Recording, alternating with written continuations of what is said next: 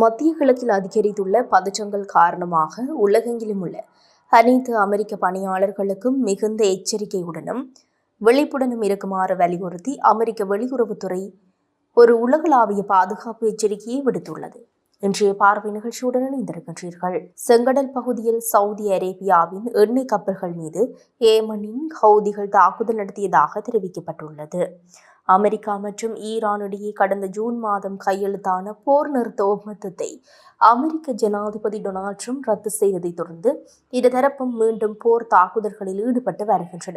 இந்த நிலையில் ஈரானுக்கு ஆதரவாக செங்கடல் பகுதியில் சென்ற சவுதி அரேபியாவிற்கு சொந்தமான 2 எண்ணெய் கப்பல்கள் மீது ஏமனின் ஹவுதி கிளர்ச்சி படையினர் வியாழக்கிழமை தாக்குதல் நடத்தியுள்ளனர்.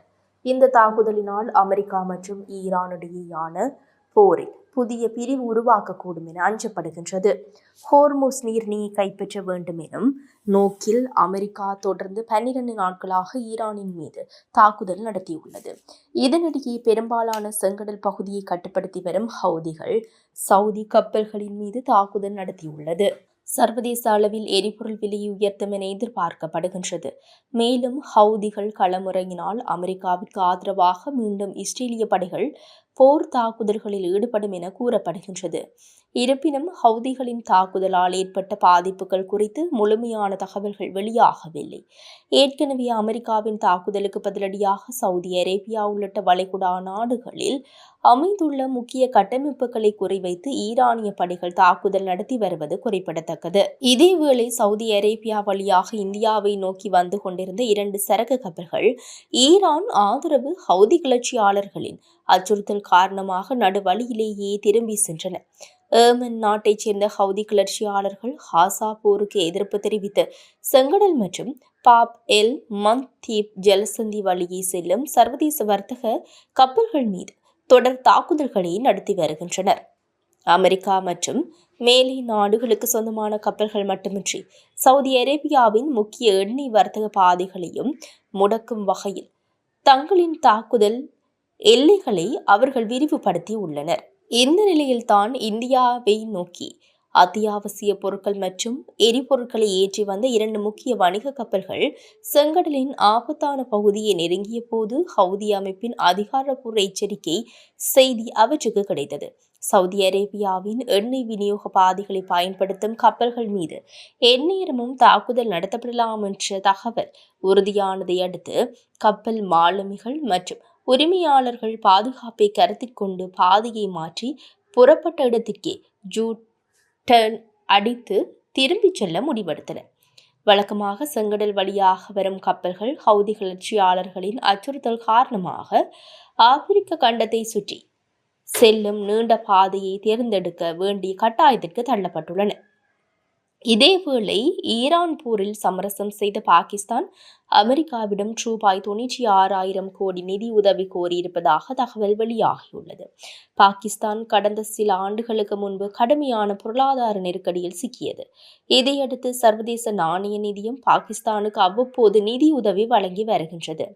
இந்த IMF மீட்பு திட்டம் அமுலில் உள்ள போதிலும் அந்த நாட்டில் பல தசாப்தங்களில் இல்லாத மோசமான பொருளாதார நெருக்கடி தொடர்கின்றது. சீனா, சவுதி அரேபியா உள்ளிட்ட நட்பு நாடுகளிடமிருந்து பெறப்படும் கடன் கால நீடிப்பு ஆகியவற்றையே பெரிதும் சார்ந்துள்ளது. இதனால் வெளிநாட்டு நிதி உதவி கிடைப்பதில் தாமதம் ஏற்பட்டால் அந்நாடு எளிதில் பாதிப்புக்குள்ளாகும் சூழ்நிலை நிலவுகின்றது. இந்நிலையில் தனது பலவீனமான பொருளாதாரத்தை நிலைநிறுத்தும் முயற்சியாக அமெரிக்காவிடம் பாகிஸ்தான் அரசு நிதி உதவி கோரியிருப்பதாக கூறப்படுகின்றது. குறிப்பாக அமெரிக்க நிதியமைச்சர் ஸ்காட் பெசன்ட்டிடம் சமர்ப்பிக்கப்பட்ட கோரிக்கையில் 5 ஆண்டுகள் வரை முதிர்வு காலம் கொண்ட $10 பில்லியன் மதிப்பிலான இருதரப்பு பரிவர்த்தனை நிலைப்படுத்தல் ஆதரவு வசதியை வழங்க வேண்டும் என கேட்டுக் கொண்டுள்ளதாக தகவல் வெளியாகியுள்ளது. அமெரிக்கா ஈரான் போரின் போது இருதரப்புக்கும் இடையே சமரச முயற்சியை பாகிஸ்தான் மேற்கொண்டது. இது அந்நாட்டின் ராஜதந்திர அந்தஸ்தை உயர்த்தியது. இதனால் தான் அமெரிக்காவிடம் நிதியுதவி கோரியுள்ளதாக கூறப்படுகின்றது. இதேவேளை ஈரானுக்கு எதிரான போரில் அமெரிக்க அமெரிக்கா இதுவரை சுமார் 3750 கோடி டாலர் செலவிட்டுள்ளதாக அந்நாட்டு பாதுகாப்புத்துறை அமைச்சர் பீட் ஹெட்ஜெட் தெரிவித்துள்ளார். அமெரிக்க ராணுவ தேவைகள் மற்றும் வெள்ளை மாளிகையின் செலவுகளுக்காக 9500 கோடி டாலர் மதிப்பிலான பட்ஜெட் தொகுப்பை அமெரிக்க ஜனாதிபதி டிரம்பின் குடியரசுக் கட்சியினர் தயார் செய்து வருகின்றனர். இந்நிலையில் அமெரிக்க நாடாளுமன்றத்தின் மேலவையான செனட் சபையின் நிதி ஒதுக்கீட்டு குழு முன் பீட் ஹெட்ஜெட் ஆஜராகி விளக்கமளித்தார். எதிர்க்கட்சிகளின் அமளிக்கு இடையே பேசிய அவர் மேலும் கூறுகையில், இந்த அவசரகால நிதி ஒதுக்கீடு செய்யப்படாவிட்டால் அமெரிக்க ராணுவம் கடுமையான நிதி நெருக்கடியையும் பின்னடைவையையும் சந்திக்க நேரிடும் என்றார்.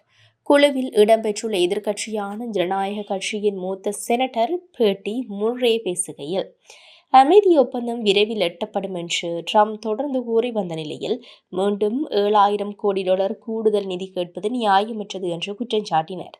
இதற்கு மத்தியில் ஈரான் மீது அமெரிக்கா தொடர்ந்து 11வது நாளாக புதன்கிழமை அதிகாலை வான்வழி தாக்குதல்களை நடத்தியது.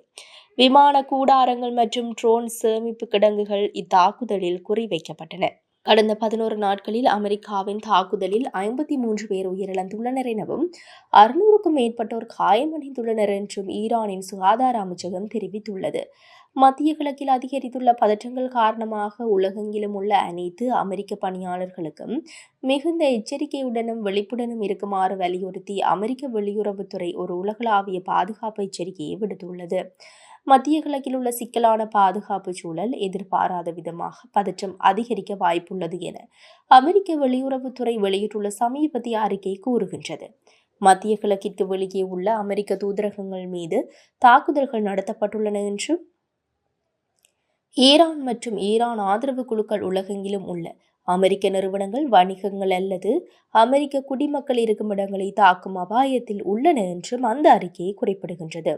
கூடுதலாக தற்போது மத்திய கிழக்கில் உள்ள அமெரிக்கர்கள் விமான ரத்துகள் மற்றும் பயண இடையூறுகள் குறித்து விழிப்புடன் இருக்குமாறும், மத்திய கிழக்கிற்கு வெளியே உள்ள அமெரிக்கர்கள் அப்பகுதி வழியாக பயணம் செய்வதையோ அல்லது பார்வையிடுவதையோ மறுபரிசீலனை செய்யுமாறும் அமெரிக்க அரசாங்கம் மேலும் அறிவுறுத்தியுள்ளது.